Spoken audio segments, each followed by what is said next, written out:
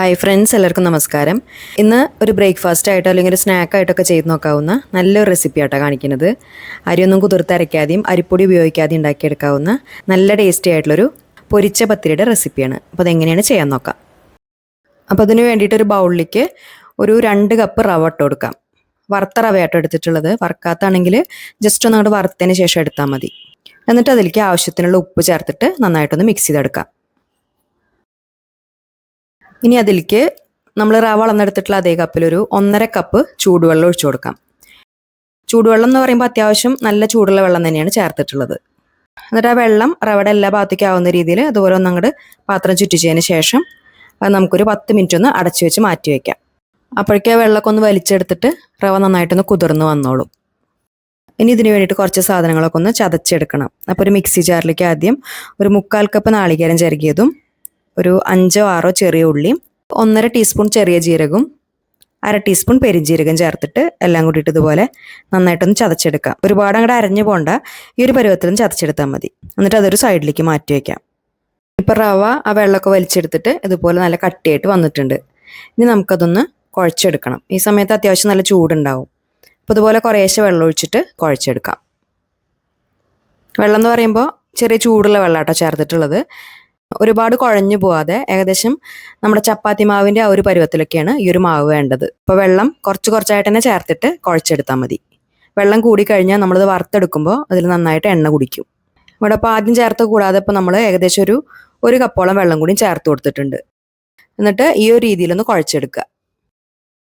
ഇനി അതിലേക്ക് നമ്മൾ നേരത്തെ ചതച്ച് വെച്ചിട്ടുള്ള ആ നാളികേരം ഉള്ളിയും കൂടിയിട്ടുള്ള മിക്സും 1 ടീസ്പൂൺ കരിഞ്ജീരകം ചേർത്തിട്ട് നന്നായിട്ട് അങ്ങോട്ട് മിക്സ് ചെയ്തെടുക്കാം.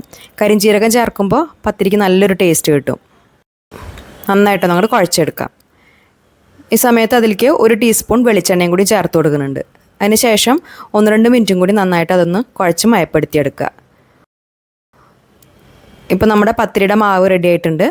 ഇതുപോലെ ഒരുപാട് കട്ടിയാവാതെയും എന്നാൽ ലൂസായി പോവാത്ത രീതിയിൽ ഇതുപോലെ ഒന്നങ്ങോട്ട് കുഴച്ചെടുത്താൽ മതി. ഇനി നമുക്കത് പരത്തിയെടുക്കാം. പകുതിയായിട്ട് എടുത്തിട്ട് 2 പ്രാവശ്യമായിട്ടാണ് പരത്തിയെടുക്കുന്നത്. പരത്തണം നിർബന്ധമില്ല കേട്ടോ. നമുക്കത് ചെറിയ ചെറിയ ബോൾസായിട്ട് ഉരുട്ടിയെടുത്തിട്ട് കയ്യിൽ വെച്ചിട്ട് പതുക്കെ ഒന്ന് പ്രസ് ചെയ്തിട്ട് അങ്ങനെ വേണമെങ്കിലും ചെയ്തെടുക്കാം. പക്ഷേ പരത്തി കട്ട് ചെയ്തെടുക്കുമ്പോഴാണ് പത്തിരിക്ക് കറക്റ്റായിട്ടുള്ള ഷേപ്പ് കിട്ടുക. അപ്പോൾ ഒരു കൗണ്ടർ ടോപ്പിലോ അല്ലെങ്കിൽ ഇതുപോലെ ഒരു പലകയിലോ ആദ്യം കുറച്ച് മൈദ ഇട്ട് കൊടുത്തിട്ട് മാവ് നന്നായിട്ടൊന്ന് പരത്തിയെടുക്കുക. ഒരുപാട് കനം കുറയാത്ത രീതിയിൽ വേണം പരത്തിയെടുക്കാൻ. ഏകദേശം 1 ഇഞ്ച് കനത്തിലൊക്കെ ഒന്ന് പരത്താം. എന്നിട്ട് ഇതുപോലെ ഒരു ഗ്ലാസ്സോ അല്ലെങ്കിൽ ഒരു കട്ടറോ വെച്ചിട്ട് അതൊന്ന് കട്ട് ചെയ്തെടുക്കാം. പൊരിച്ച പത്തിരി ചെറിയൊരു തിക്നെസ്സോട് കൂടിയിട്ടാണ് ഉണ്ടാവുക. ഒരുപാട് കനം കുറഞ്ഞാൽ അത് നല്ലോണം മൊരിഞ്ഞു പോവും. വറുത്തെടുത്ത് കഴിഞ്ഞാൽ അതിൻ്റെ പുറം ഭാഗം നല്ല മൊരിഞ്ഞിട്ടും ഉൾഭാഗം നല്ല സോഫ്റ്റ് ആയിട്ടാണ് വേണ്ടത്. അപ്പോൾ ഇതുപോലെ ചെറിയൊരു തിക്നെസ്സോട് കൂടിയിട്ട് തന്നെ കട്ട് ചെയ്തെടുക്കുക. മുഴുവൻ ഇതുപോലെ തന്നെ ചെയ്തെടുക്കാം. ഇനി ഇത് വറുത്തെടുക്കാൻ ആവശ്യമായിട്ടുള്ള എണ്ണ നന്നായിട്ട് ചൂടാക്കിയെടുക്കുക. വെളിച്ചെണ്ണ അല്ലെങ്കിൽ റീഫൈൻഡ് ഓയിലോ ഏത് വേണമെങ്കിലും എടുക്കാം. വെളിച്ചെണ്ണ ആണെങ്കിൽ നല്ല ടേസ്റ്റ് ഉണ്ടാവും. എണ്ണ നല്ലോണം ചൂടായതിന് ശേഷം മാത്രം ഓരോന്നായിട്ട് ഇട്ട് കൊടുത്തിട്ട് മീഡിയം ഫ്ലെയിമിൽ വറുത്തെടുക്കാം. ഫ്ലെയിം നല്ലോണം കുറച്ച് വെച്ച് കഴിഞ്ഞാൽ ഇതിൽ നല്ലോണം എണ്ണ കുടിക്കും. അപ്പോൾ മീഡിയം ഫ്ലെയിമിൽ തന്നെ വെച്ച് കൊടുക്കുക. ഇട്ട വഴിക്ക് നമ്മൾ ഇളക്കി കൊടുക്കണ്ട. കുറച്ച് കഴിയുമ്പോൾ അത് ഇതുപോലെ മേലേക്ക് തന്നെ പൊങ്ങി വരും. അപ്പോൾ തിരിച്ചിട്ട് കൊടുത്താൽ മതി. എന്നിട്ട് തിരിച്ചും മറിച്ചൊക്കെ ഇട്ട് കൊടുത്തിട്ട് നല്ലൊരു കളറാവുന്ന വരെ വറുത്തെടുക്കാം. നമ്മളിത് സ്നാക്കായിട്ടുള്ള രീതിയിലാണ് കഴിക്കുന്നത്. അതുകൊണ്ട് അത്യാവശ്യം നന്നായിട്ട് കളർ മാറുന്ന വരെ ഒന്ന് വറുത്തെടുത്തിട്ടുണ്ട്. ഇത് നമ്മൾ കറികളുടെ കൂടെയും കഴിക്കും. അപ്പോൾ ഇത്രയ്ക്ക് അങ്ങോട്ട് കളർ മാറാനായിട്ട് വെയിറ്റ് ചെയ്യണ്ട. അതിന് മുന്നേ തന്നെ നമുക്കത് എണ്ണയിൽ നിന്ന് എടുക്കാം.